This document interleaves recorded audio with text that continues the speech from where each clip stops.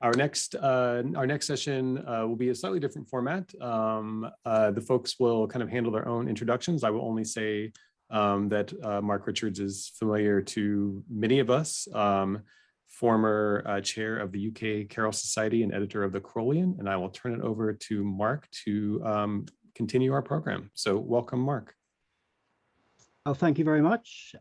Greetings, welcome everyone. By way of introduction, let me just say that in around 1975, I first became interested in Lewis Carroll's work on logic. That was perhaps an unusual hobby for a teenager, but it led to a 47-year interest in the man and his work. Some might say it was an obsession, but whilst my interests are wide-ranging, and I am deeply interested in all aspects, or almost all aspects of Carroll's work, it is his study of logic that's remained the most dominant area of my hobby. I'm sure you appreciate the Carroll world, particularly popular writers, biographers, critics have rather shied away from Carroll's work on logic over the years, and until relatively recently, it has just been a handful of scholars studying and promoting his work. Our guest in this session, Professor George Englebretsen, has been writing on Carroll since the mid-1970s. It has always been a pleasure for me when I've spotted his work, often in the journals of the Lewis Carroll Society in the UK, where the editor, Selwyn Goodacre, was willing to go out on a limb to include what might be regarded as a technical issue, knowing his readers were largely there for the lighter or more Alice-centric reading.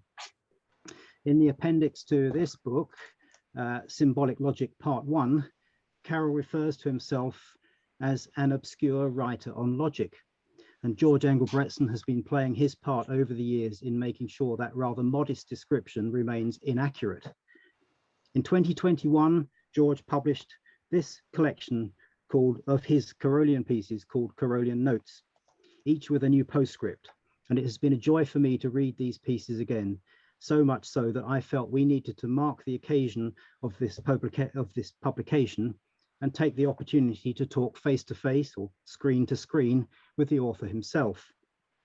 George Englebretsen is Professor Emeritus at Bishop's University in Québec. His main areas of research, as you might gather or expect, have been in logic, philosophy of language, metaphysics, etc., subjects on which he has published extensively. And he joins us today from Canada. George, welcome, and thank you for joining us. Thank you, Mark. I'm happy to be here. So sorry. I'm not there, I'm here. We're everywhere. You seem to, I can't see you. Can anyone else see you? I'll try to adjust my camera. Sure that I can, hold on a second. I do see George, yeah. Okay, is it okay now? Yes, we can see you. Okay. I'll take your word for it because I can't. I've just got a black screen there. How about if I wave? I can't. Okay. Let me just see if I need to change the view or something. Doesn't matter. Oh, there we go. That's better. Right. So first of all, George, I wonder if just by way of introduction, you could tell us a bit about yourself. In particular, how did you become interested in logic and how did that become the sort of part of your career? Well, I was lucky. I was born at just the right time, I think, in the early 40s. And when I was in high school, I was interested in all sorts of things. I was interested in art in particular, literature, all the sciences. And then in the fall of 1957, the Soviet Union sent up Sputnik. And that changed everything in the US. Shortly after that, two men in suits came into my high school. They went around to all the classrooms, picked out all the skinny little boys with glasses, took them all in a room and said, we're putting you in a special program, an enriched program. So I got put into advanced classes in math and physics and chemistry and biology and all that sort of thing. And I loved the math part. I went off to university. By the time I got to university, I was still interested in literature and so on, and in art, history, and so on. But I had a friend who had picked up a book on philosophy, told me I should read it. I don't remember the book now, but I did get the idea that philosophers can read anything they want. There's nothing outside the field. So I decided I was going to stay in philosophy and continue all my interests. I ended up going to graduate school, specializing in philosophy of language and logic. And I've spent my entire career basically doing that. I've done a few other things, but most of the time, philosophy and logic. So at what point did Lewis Carroll come into this? Because looking back, surely Lewis Carroll as a logician wasn't particularly well known or studied. So how did you stumble across Carroll? Well, I stumbled across Carroll twice. As a child, I'd say I probably started reading Lewis Carroll, probably 1945 or so. And then as far as I was concerned, he wrote the Alice books and things like that, the fiction.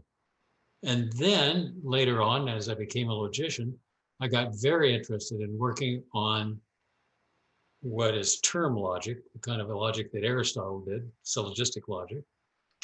And more I got interested in the history of logic. And at one point I realized there were a group of logicians, mathematicians in particular, in the UK in the 19th century, who were doing traditional logic, but in a slightly different way. So I got interested in that. I knew that Carroll was among that group, but he wasn't an important member of that group as far as I was concerned. It was Boole and Jevons, De Morgan, people like that. But I did give Carroll a read, and over the years, in the 70s and 80s, I'm not really an expert in Lewis Carroll's logic. You might try to say that I am because of my book, but I'm not.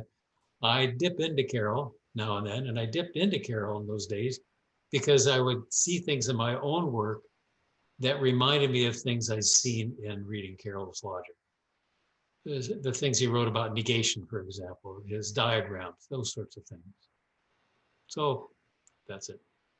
What was your early impression? Did you see him as a quirky logician? I mean, surely people like Venn and Boole no one would question the seriousness or the value of it, but coming across Lewis Carroll, did you see this as a quirky thing, or was it groundbreaking? Or I did think it was quirky at first. I saw differences. The closer I looked, the more differences I saw. And he was doing things as an algebraic logician that Boole, Jevons, De Morgan, etc. weren't doing. For example, he had a different take on negation. That interested me because a central theme in the work that I've done over the years is negation theory. I was keen on getting to know his diagrams better because I've written an entire book and lots of papers about diagrams, logic diagrams. I was interested in his handling of the elimination problem that eventually leads to things like semantic tableau today. Those sorts of things interested me. They weren't really mainstream when it came to the algebraic logicians in general, but they were. At first, I thought they were quirky, and then I thought they were really interesting, and then I thought they were very innovative. And he was, I thought, brave to take those directions. Of course, the more you learn about Carroll, you learn that it's not necessarily that he was brave. He just didn't care. He was going to do his own thing no matter what. Yeah. So it'd be quite nice to pick up on one or two of those ideas in a moment, particularly logic of negation theory and so on. But just because there will be some people here who don't really know what we're talking about, could you just give us imagine that? Yes. If they don't know what we're talking about now, they certainly won't know by the end. Could you just give us a sort of overview of what did he do? What did he write? Just a sort of overview. What type of logic are we talking about here? Well, the kind of logic, as I say, he was part of that crowd in the late 19th century called Algebraic Logicians. Their idea was to show, they were mathematicians, their idea was to show, following Boole's initial plan, to show that logic could be viewed as a kind of algebra. In other words, it was a branch of mathematics. So that was their main goal, to do that. Carroll fits in quite well with that. He was following Boole. We know that throughout most of his career as a logician, he use something very similar to Boole's notation system or some variation of, like all the other algebraic logicians did. He had the same attitude about logic that his contemporaries had, and so on. The kind of logic they were all doing, even though they were trying to claim that it was a branch of mathematics, kind of algebra, was nonetheless traditional syllogistic logic. And the particular version of syllogistic logic was what was called traditional logic, which was really the kind of logic that had been developed over many years during the High Middle Ages. That's what he was doing. So perhaps I could just put a slide up at the moment with an example of that. If I can try to screen share.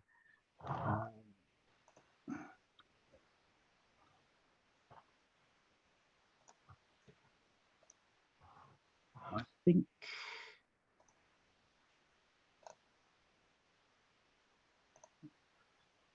let's give an example. So we're talking about, for example, where you have a statement like all new cakes are nice, no new, one of these type of the top three here. And we'll look at the fourth one in a moment, because that's one of the things that you've worked on. So you start with a premise, one of these sort of, well, two of these sort of premises, and then somehow you have to draw a conclusion from the two premises. This is the traditional syllogism, we say. And then Carroll was trying to find a notation for it and trying to find a method of solution of these type of problems. If I can go back to that first one, and I would like to sort of drill down into one or two of the things that you've written about that come up specifically in the book here. And one in particular is, what's the difference in the format between some new cakes are nice and some new cakes are not nice? And this is where you're talking about the logic of negation, I believe. Would you like to sort of explain that? I think we talk about negative copulars, is that right? Well, here's the thing. What Carroll was doing, and he says it very emphatically at one point in symbolic logic, is terms themselves can be negated. If you look at what modern logicians do, modern logicians assume that all negation is the negation of a sentence. No matter what the sentence is, I can negate it by just starting out with, it's not the case that. And then I get the negation of the sentence. And that's the only thing you can do with this, with negation. You can negate sentences with it. Nobody before modern mathematical logicians thought that way. They thought the way Aristotle, and certainly the way that the high middle-aged medieval logicians thought, that there were different kinds of negation. The algebraic logicians, Carroll's contemporaries, tended to think that, well, you could negate an entire sentence, and you could negate the copula of a sentence. You could deny the predicate of the subject. I could say all philosophers are wise, and I could deny that by saying all philosophers aren't wise, or according to Carroll, I could also say all philosophers are unwise, in which case I've not denied the predicate of the subject. I've not negated or denied wisdom of philosophers. I've negated wisdom itself. I've decided to affirm of philosophers that they are unwise. That's term negation. Only the term is negated. So Carroll thought that you could do that, where his contemporaries wouldn't allow that at all. So just to spell that out a little bit, again, let me screen share.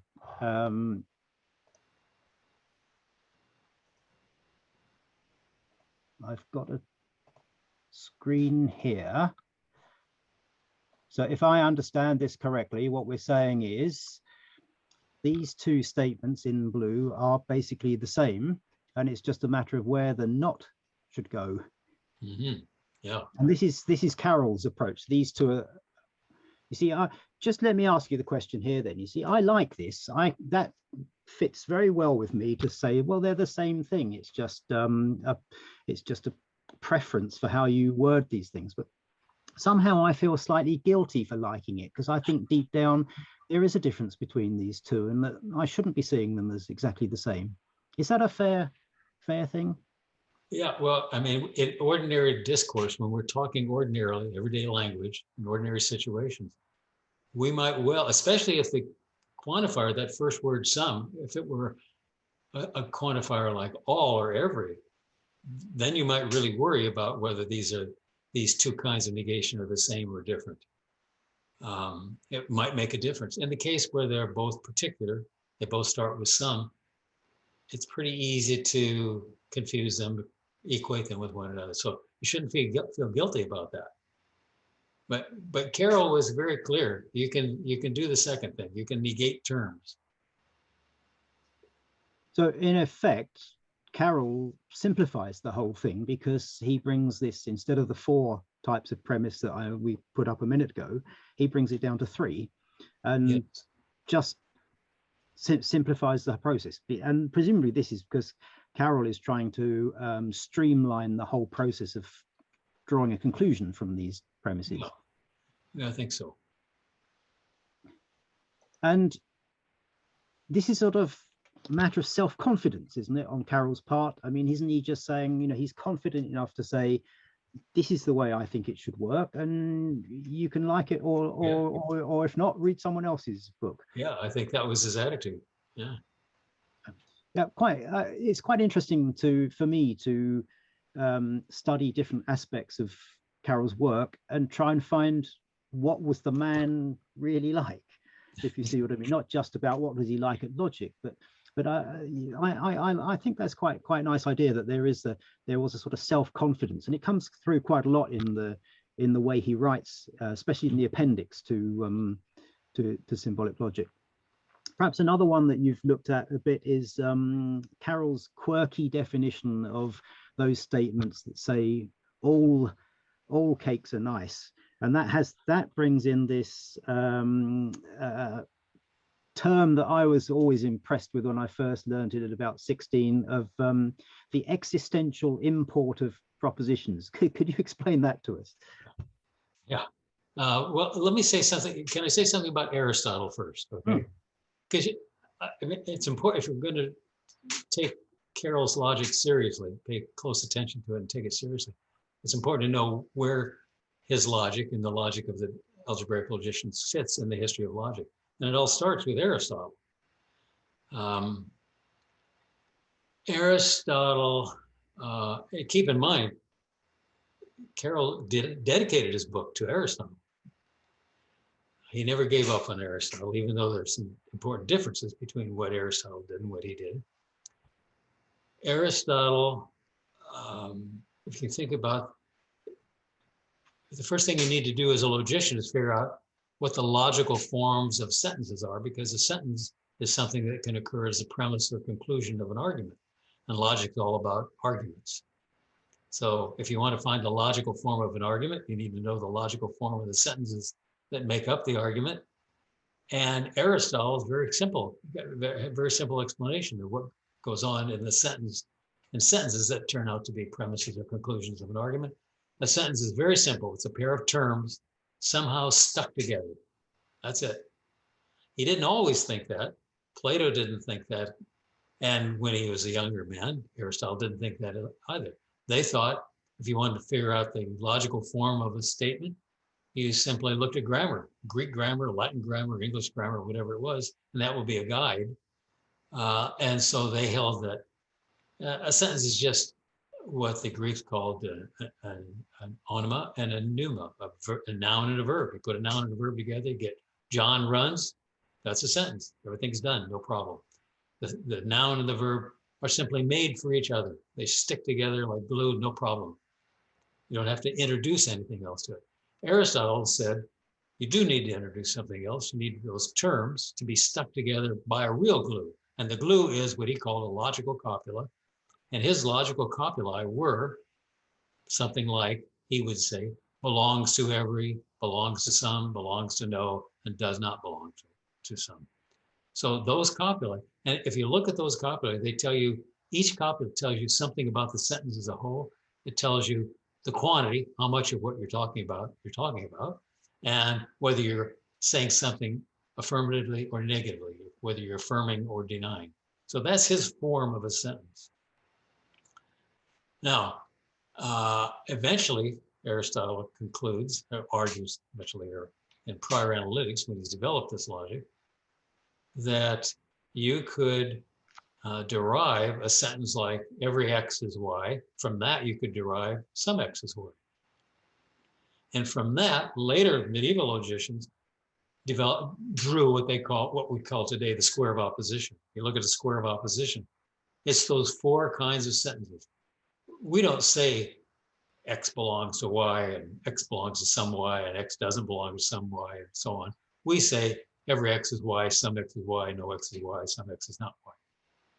If you look at those four sentences, the four standard categorical forms, the one that's called an A form, every x is y, entails some x is y. And the one that says no x is y entails some x is not y. That's the square of opposition. You put them on a square and you get that. The idea that from every x is y, you can get no x is y automatically is called existential import. It's called, in traditional logic, it's called the rule of sub-alternation. What Carroll did, oh yeah, the square of opposition. So what Carroll did was make things, as Emeritus can tell us, far more complex. Because Carroll says a sentence like all x are y is really a compound of two sentences. No x are not y, and some x is y. So if you say that, if you say the A proposition up there is really a conjunction of no x is non-y and some x is y, you don't really get subalternation in the same way that Aristotle did, in the same way traditional logicians did. It's a more complex thing. And the same with the subalternation from E to O. Carroll does change his mind about what this means. And you notice he gets his subalternation by simply making the I proposition part of the A proposition, one of the conjuncts of an A proposition.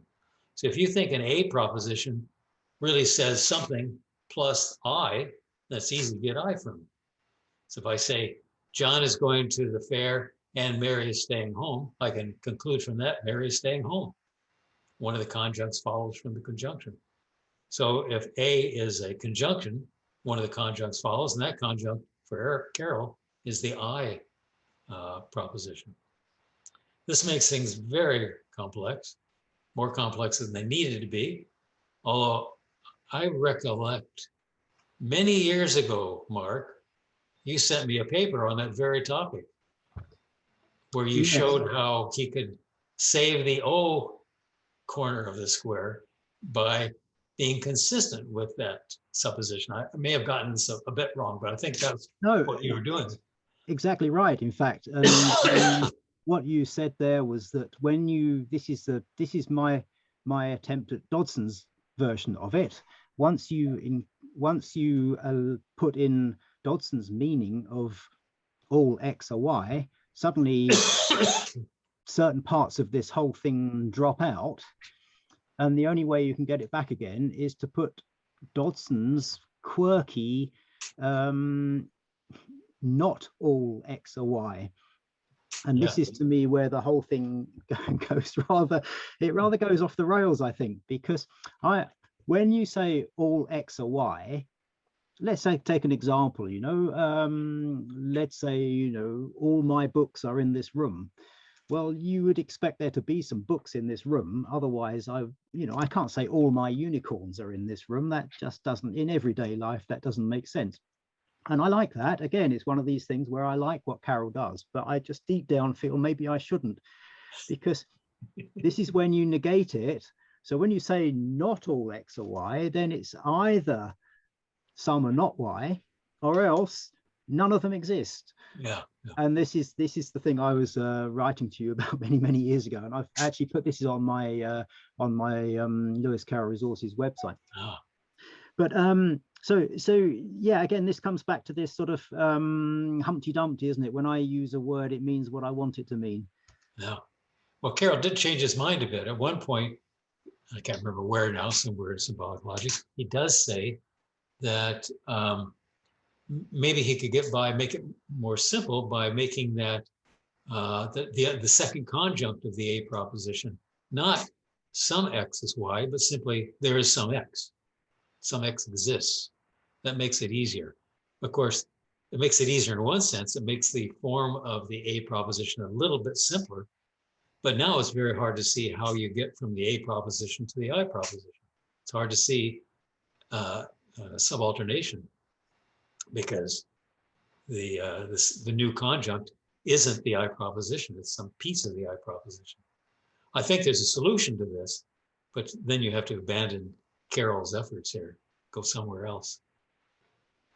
Yeah, the way I've kind of settled it in my mind is that are we doing this because we genuinely believe we can solve, or we can argue in this way, or we can have a discussion in this way by using these meanings of the words, or is this some abstract concept, or perhaps are we heading towards the sort of foundation of mathematics?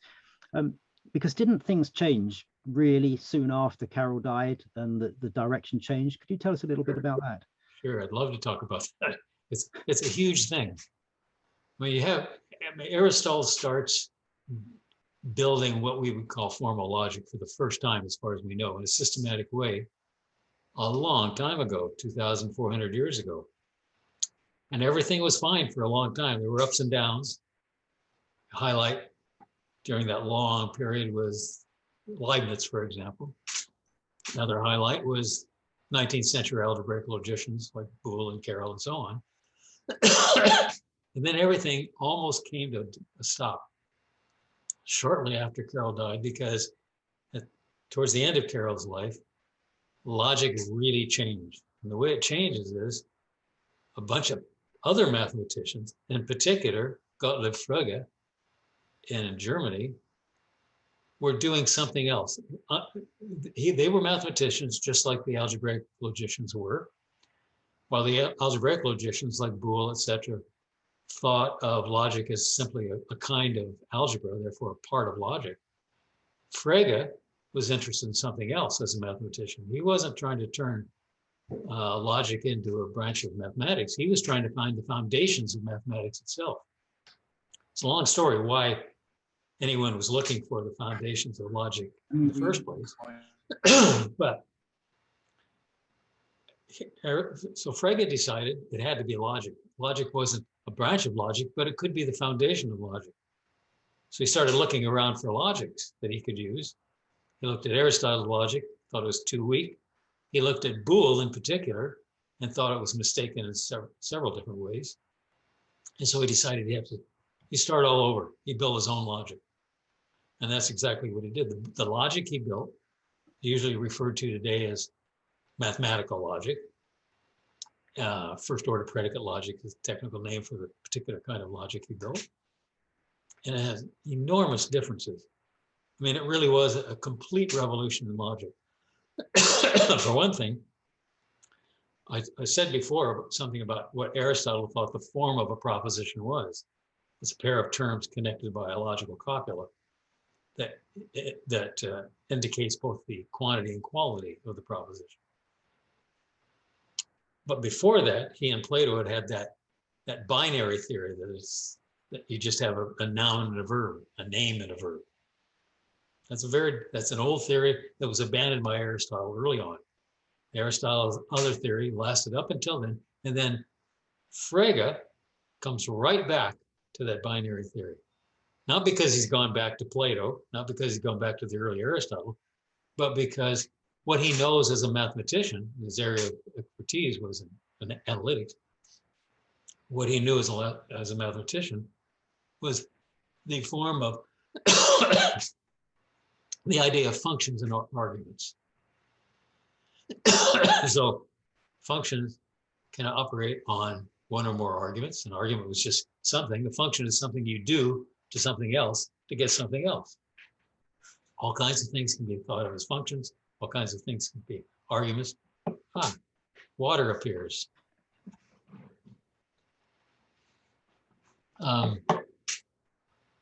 So that was the model that he had for what the form of a proposition should be. It's a function. The function turns out to be what we would normally call predicates, just general terms like wise and happy and in the room and on the moon and so on.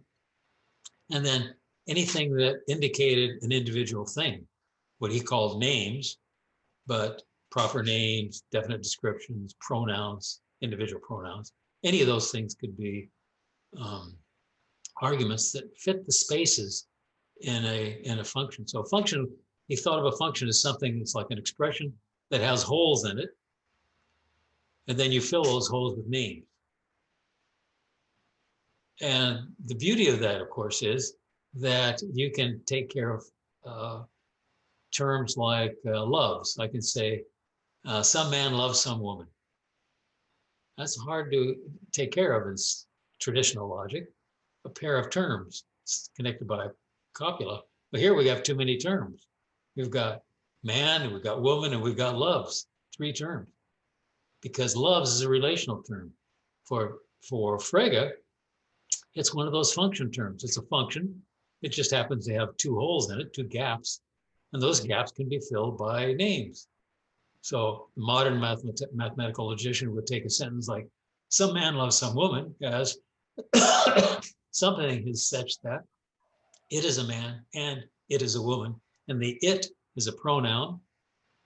So it's a singular term, filling the gaps of the function loves. And there you go. You can handle all kinds of things you couldn't handle in traditional logic. This is an amazing step forward. So that there's a question from Eric Gerlach, which I'll ask in a second, but I might just say to everyone, if you have questions now, would be a good time to just write them in the chat, and we'll see how many we can get through. And at some point we might want to bring Amarouche in, as you've worked with Amarouche. But let me just I should say right now that Amarouche has the answers to any question. But let me just ask Eric Gerlach's question, because it follows on from that. He says, what do you think about Carroll anticipating logical objects of Frege and Wittgenstein? So this is sort of, you've told us how things change, but to what extent do you think Carroll anticipated that work? Well, to be honest, I don't think he did anticipate it. I think there were other people, other contemporaries of his, who not only anticipated it, but some of them, like Peirce, were engaged in doing that as well. Peirce is somebody who was, you could think of him as one of those algebraic logicians. He wasn't in Britain, he was in the US, but also somebody who made huge advances in the new logic, and in fact anticipated a lot of what Frege did. His treatment of quantifiers, for example.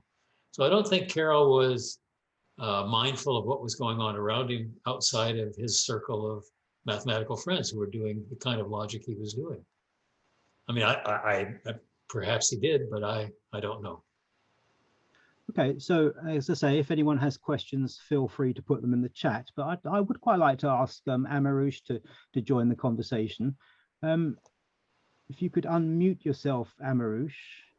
And could I be cheeky and just ask you to introduce yourself, because we know you very well, but there may be people who don't know where you are at this moment and what you do.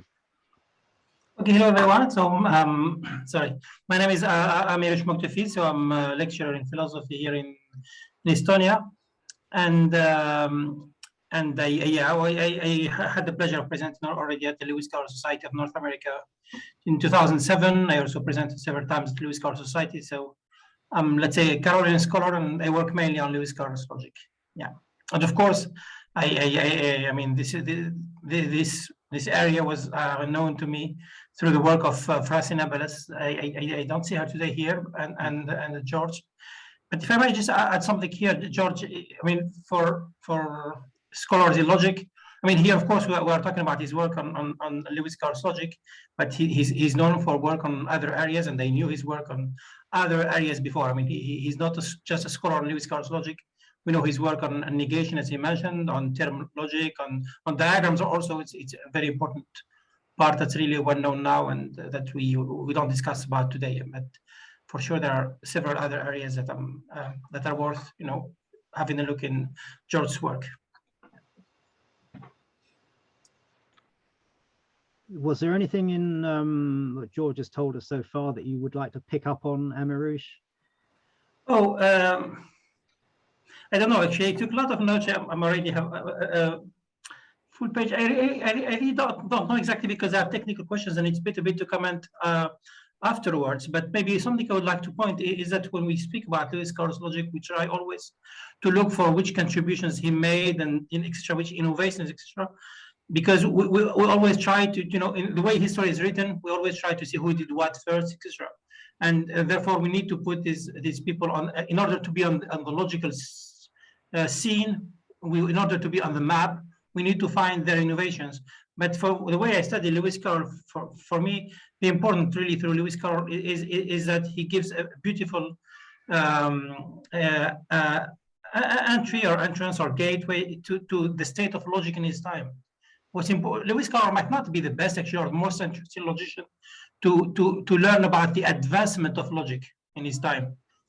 But he's a very interesting author in order to figure out the state of logic in his time, because a lot of the things he's studying, some of them are indeed very traditional, some are more advanced, etc. But you find in his work all the different influences, the contradictions, the interests of his time, and this is really what makes him really interesting for me. That's one point I really would like to insist on here. So we can discuss indeed what he innovated, what he did first, what he did second. But I think it's really important to keep in mind that the main merit of Lewis Carroll is that his logic is symbolic. I mean, it's mathematical in its formatless. I know today this looks quite obvious because we are familiar with this mathematical logic stuff. But as George said, in many of his works, there is this success story narrative that we are told about the modern logic, that it came, it's mathematical, and everyone was happy with it. It's not true. In Lewis Carroll's time, only few logicians actually did this mathematical logic. Only few. Lewis Carroll's book is only the second in the 19th century to have this title, symbolic logic, and it's much later that it's spread and all these kind of things. So really, it's a really important thing, independently of its technical merit. It's important to keep in mind that Lewis Carroll's logic was symbolic, and this alone makes it really interesting for us. Yeah. Thank you. Thank you. If I could just pick up on a couple of questions that are in the chat now. This is from, I think it's August Imholtz, or maybe Claire. Some people say that Carroll was not taken seriously because he used humorous or comical premises. George, do you think that's, is that still the case? Has that always been the case? I think it was the case for a very long time. It's getting to be less the case now. There are more people that certainly in the field of logic who see that Carroll's logic should be taken more seriously. The fact that he makes jokes and puns and so on, everybody enjoys it. People like Quine praise him for his humor, but don't think much of his logic. But I think nowadays most people appreciate his humor, but don't let that cloud their overall judgment of his logic. I think Amarouche is right. Carroll, you asked me earlier if Carroll foresaw anything that would happen in the development of mathematical logic, if he was ahead of his time in some ways. As I said, I don't think he did at all. But he did do some things that have survived that revolution. One good example is when it's a long story of how he got from the problem of elimination, which was very popular among the algebraic logicians. How do you eliminate the middle terms of a syllogism to get to the conclusion? And he devised, because all the time, Carroll, at least as much, if not more than most of the others around him, wanted to mechanize the whole process of doing logic. That was something that Leibniz had been arguing for a very long time.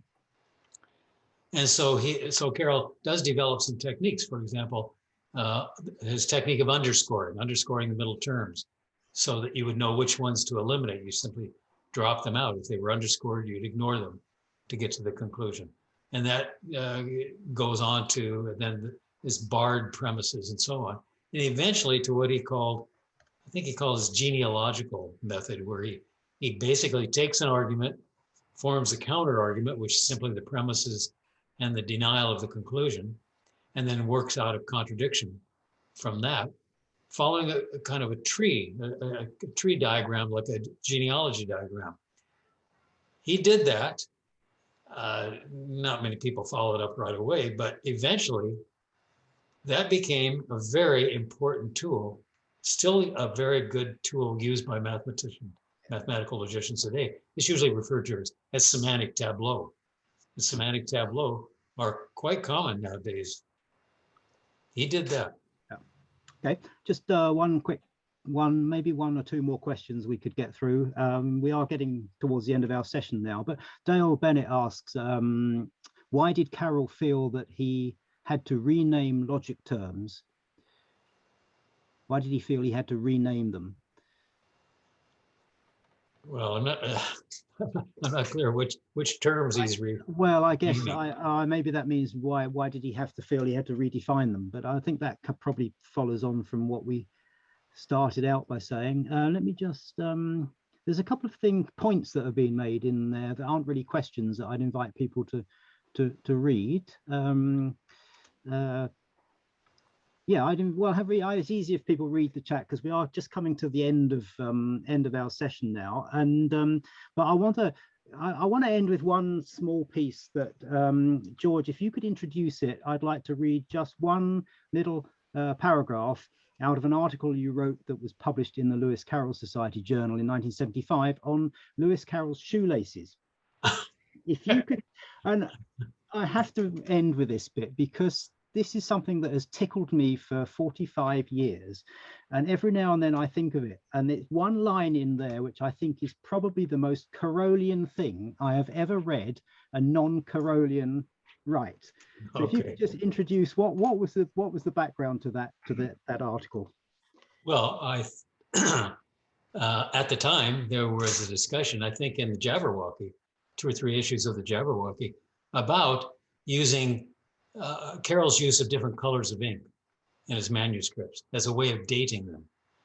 You know, during a period of his life, he used blue ink, and then the next year he was using green ink, and then there were a few months when he used black ink and so on. So it was a way of dating some of the things he wrote, letters, and whatever.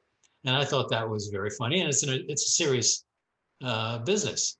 But I thought it was kind of a funny thing. If you're not a deeply involved Lewis Carroll scholar, you might not find it serious.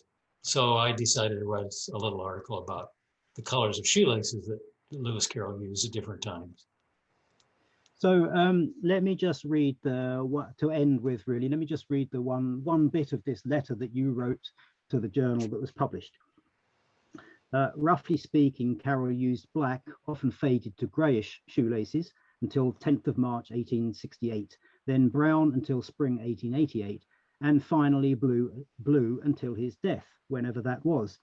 These dates are firmly fixed by references in the diaries, but there are a few exceptions to the schedule outlined above. For example, on April 22nd, 69, Carroll wore blue shoelaces, and on 1st of January and 6th of March 1874, he wore 1 blue and 1 brown.